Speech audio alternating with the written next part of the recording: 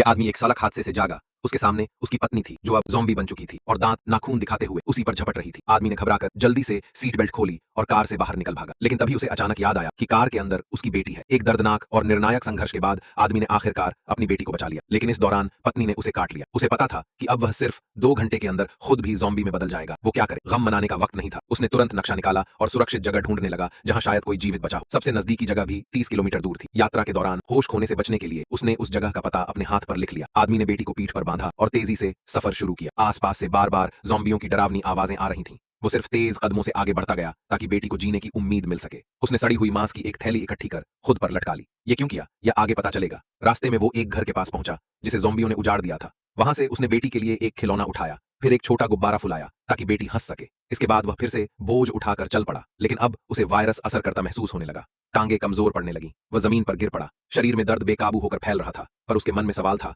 मेरी बेटी का क्या होगा? उसने आखिरी होश में खुद को उठाया, टूटे फूटे शरीर से चलते रहा। उसके कदम धीरे धीरे भारी हो गए। 2 घंटे बीत चुके थे। आदमी ने सिर घुमाया। वो अब ज़ॉम्बी बन चुका था, लेकिन बेटी को बचाने के लिए उसने पहले से तैयारी कर रखी थी।